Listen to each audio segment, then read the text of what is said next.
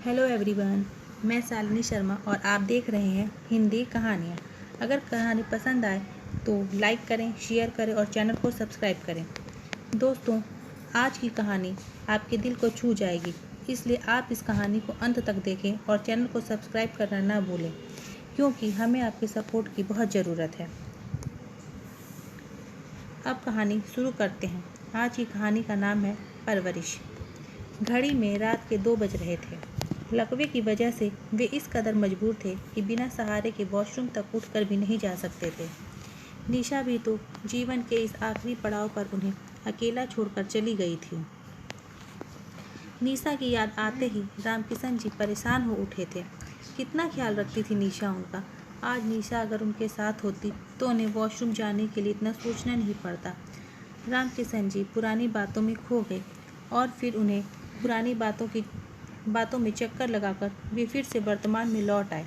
पिछले 3 साल से लकवे के कारण वे चलने फिरने के काबिल नहीं रहे। उनका एकमात्र सहारा उनका वॉकर भी उनकी पहुंच से इतना दूर था कि उस तक पहुंचना उनके लिए मुश्किल था। बिस्तर से उतरकर उन्होंने हवाई चप्पल पहनने की कोशिश की। 5 मिनट की जद्दोजहद के बाद वे उस काम में सफल हुए और सरकते हुए वॉकर तक पहुंच गए। वॉशरूम उनके कमरे के नज़दीक ही है, लेकिन कमरे से जुड़ा न होने के कारण वॉकर से चलकर दरवाजे तक आए। दरवाज़ा खोला। जैसे ही वह बाथरूम की ओर बढ़े, उनका पैर फिसल गया और वे गिर पड़े।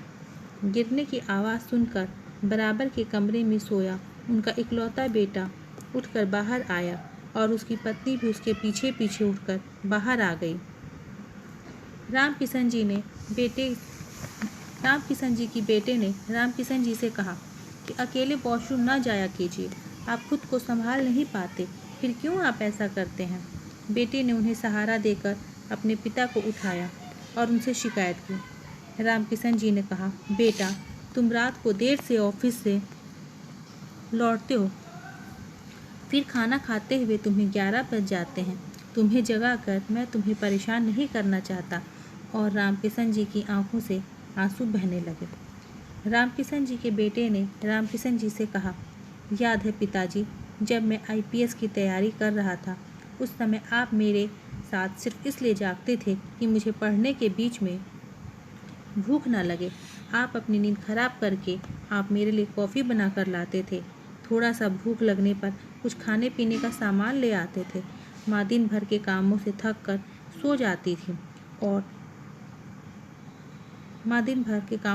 सो जाती थी तो रात आप मेरे लिए माँ बन जाया करते थे।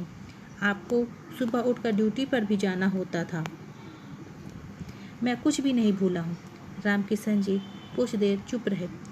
उनके बेटे ने उन्हें सहारा देकर उनके कमरे की ओर बढ़ते हुए बेटे ने कहा, पिताजी, आपको कोई तकलीफ़ ना हो इसलिए मैंने वर्किंग वूमेन से शादी नहीं की, बल्कि घरेलू और संस्कारी लड़की से शादी की। आपकी बहू आपको किसी चीज़ की कमी महसूस नहीं होने देती, फिर आप खुद को इतना तकलीफ़ क्यों देते हैं। रामकिशन जी ने कहा, बस बेटा, और कितना कष्ट दूँ तुम दोनों को।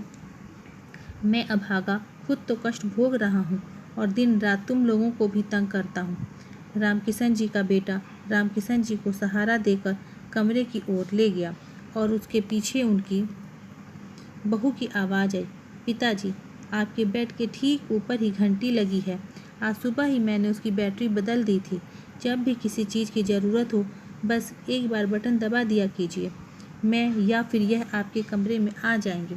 रामकिशन जी के बेटे ने कहा, बाबूजी, आप क्यों घंटी का बटन दबाना भूल जाते हैं।